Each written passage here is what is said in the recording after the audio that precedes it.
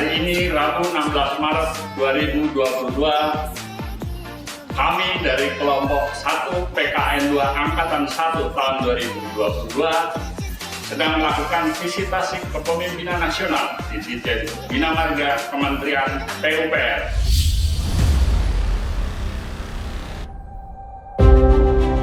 Pemerintah di bawah kepemimpinan Presiden Joko Widodo dan Wakil Presiden Maruf Amin terus melanjutkan pembangunan infrastruktur.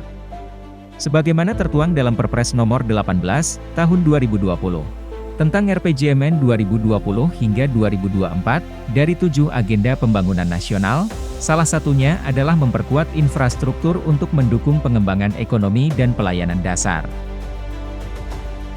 Direktorat Jenderal Bina Marga yang merupakan pelaksana teknis pada Kementerian Pekerjaan Umum dan Perumahan Rakyat Republik Indonesia adalah institusi yang bertanggung jawab untuk melaksanakan pembangunan infrastruktur, khususnya yang berkenaan dengan tugas perumusan dan pelaksanaan kebijakan di bidang penyelenggaraan jalan dan jembatan.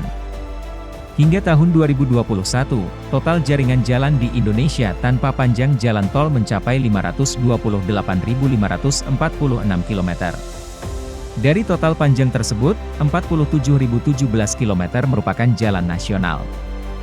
Berdasarkan data dari Kementerian PUPR, target kemantapan jalan nasional hingga tahun 2024 sebesar 98%, dan pada tahun 2022 ditargetkan 95%. Kemantapan jalan juga mempengaruhi waktu tempuh, yang saat ini mencapai 2,4 sampai 2,5 jam per 100 km. Kondisi ini masih jauh tertinggal, bila dibandingkan dengan negara tetangga seperti Malaysia dan Thailand, yang waktu tempuhnya rata-rata di bawah 2 jam per 100 km.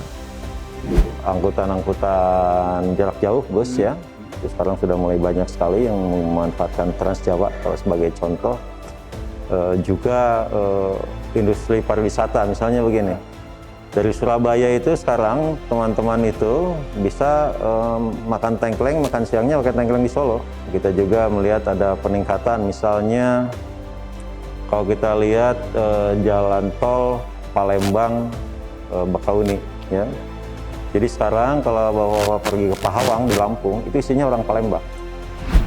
Kondisi kemantapan jalan sangat mempengaruhi biaya logistik, yang saat ini mencapai 24% dari PDB, merupakan yang tertinggi di ASEAN. Hal tersebut, tentu saja dapat menghambat daya saing Indonesia di dunia global, serta menghambat pertumbuhan ekonomi, yang lebih merata dan berkeadilan.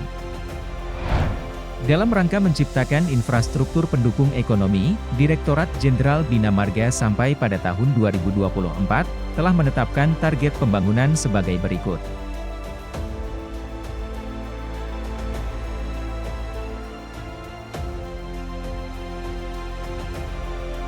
Direktorat Jenderal Bina Marga terus berupaya melaksanakan pembangunan jalan dan jembatan untuk mendukung pengembangan ekonomi dan pelayanan dasar.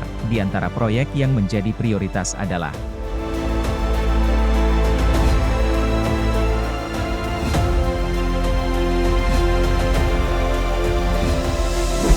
dulu saya sebelum ada jalan tol Trans Sumatera ini, saya membutuhkan waktu 4-5 jam. Nah, gila sekarang berkat adanya jalan tol Trans Sumatera ini, saya hanya menempuh 2 jam saja untuk ke Bandar Lampung. Manfaat yang saya rasakan dengan adanya jalan tol lintas Sumatera ini mempercepat saya untuk berbelanja barang dagangan. Kalau secara umum, kondisi jalan nasional itu sudah cukup baik. Walaupun ada beberapa yang perlu perbaikan gitu kan. Tapi yang masih sangat kurang baik menurut saya supaya ada keadilan adalah jalan kabupaten kota. Selain itu, untuk mewujudkan pertumbuhan ekonomi yang lebih merata dan inklusif, Direktorat Jenderal Bina Marga juga terus mempercepat pembangunan jalan dan jembatan di daerah perbatasan dan pulau-pulau terluar, serta di kawasan-kawasan developing region atau yang sedang berkembang. Melalui program padat karya tunai, jalan dan jembatan telah mampu menyerap tenaga kerja sebanyak 230.000 orang. Hal ini belum termasuk dalam setiap pembangunan jalan tol, yang juga mampu menyerap tenaga kerja dengan jumlah yang lebih besar. Selain itu, dampak penyerapan tenaga kerja juga akan menumbuhkan pusat-pusat ekonomi baru, termasuk menggerakkan UMKM, industri lokal. Saat ini saya berada di salah satu ruas jalan yang dibangun di kawasan perbatasan, yaitu tepatnya di Pulau Jemaja, Kabupaten Kepulauan Anambas, Provinsi Kepulauan Riau. Meskipun lalu lintas di sini cukup sepi, namun ini tidak menghalangi usaha daripada DJ Bina Marga untuk mewujudkan pembangunan yang merata dan berkeadilan, terutama di kawasan perbatasan dan pulau-pulau terluar.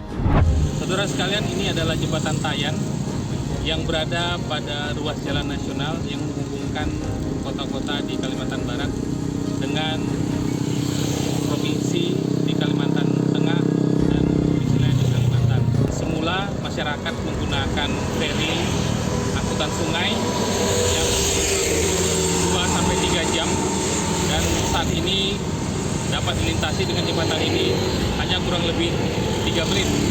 Sementara untuk memberikan dukungan implementasi penguatan ketahanan ekonomi dilaksanakan sejumlah program seperti peningkatan jalan di kawasan food estate. Dengan dukungan aplikasi Sipakar, pembangunan jembatan gantung, pembangunan jalan lingkar seperti Trans Morotai, prioritas preservasi jalan kawasan strategis dan jalan daerah wisata prioritas seperti di Labuan Bajo.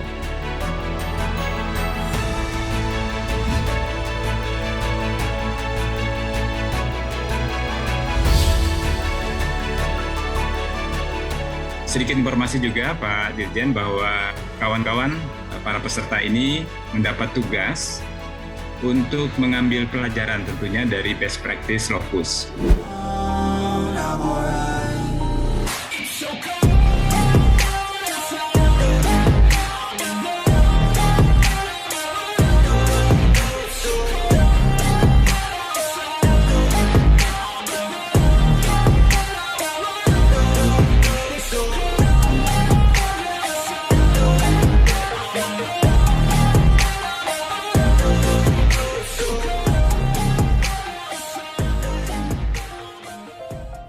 Indonesia itu negeri yang menawan, rakyatnya ada di desa dan di kota. Bina terus pembangunan yang berkeadilan, supaya pertumbuhan semakin merata. Dari Sumatera hingga Papua, jalan dan jembatan terus dibangun. Pembangunan berkeadilan untuk semua, kesejahteraan rakyat akan terhimpun.